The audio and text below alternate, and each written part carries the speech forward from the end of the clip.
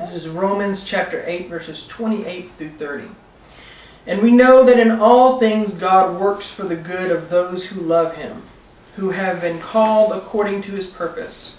For those God foreknew, He also predestined to be conformed to the image of His Son, that He might be the firstborn among many brothers and sisters. And those He predestined, He also called. Those He called, He also justified. Those He justified, He also glorified. When we talk about atonement, we usually think about the cross.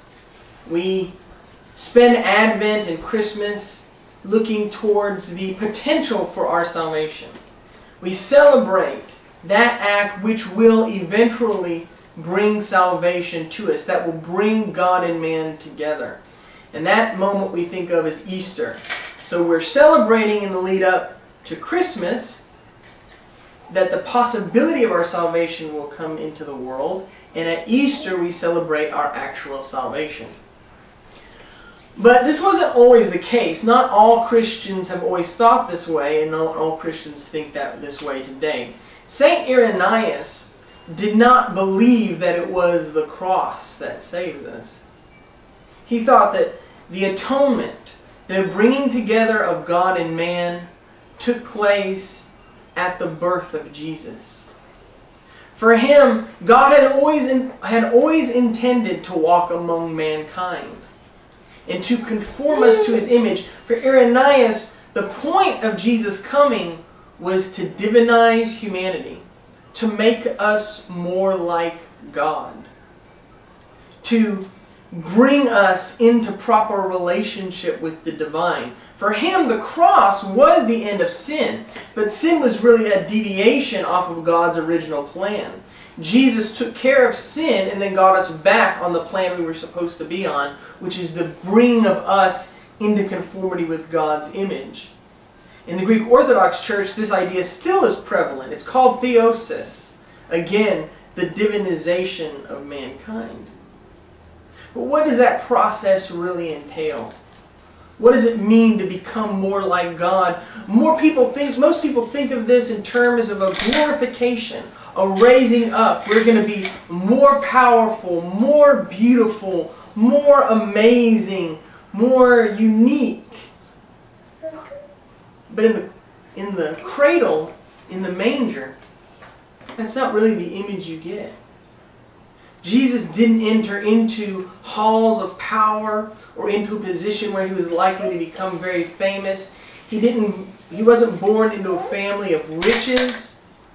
He was born into the ordinary, into the everyday. You see, we all really want to be conformed into the image of God, even people who don't believe in God. Whether we acknowledge it or not, all of our striving to be at the top, to be the most important, to be the most famous and the most distinct and the most looked at, all of that striving for the top is a striving to be more like God. But the irony is that as we seek glory, as we seek empowerment, as we seek distinction, as we struggle for the top, we actually leave God behind. God isn't found among the unique, the special, the powerful things of the world. He's found in a manger, in the family of the everyday. He's found at the feet of His disciples washing. He is the suffering servant.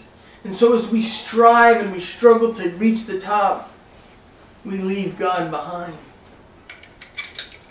And so a message today is that to be conformed into the image of Christ is to be conformed into the image of God. That if we want to find God, we have to seek those places that are common and ordinary and lowly. We have to seek not the top or the bottom. And this also gives us a new understanding of worship. Why do we worship? Is it because God is so full of Himself that He needs us to stand all day saying, "You're great, you're great, you're great"? I don't think so. I think worship is really about finding conformity with the image of God, being made into His likeness. When we worship, we take the position with God that He so often takes with us, the position of a servant. We get on our knees and we find God there waiting for us. So this Christmas, reflect on the true glory of what is happening at that moment in history when Jesus is born. It's not the potential of our salvation. It is our salvation.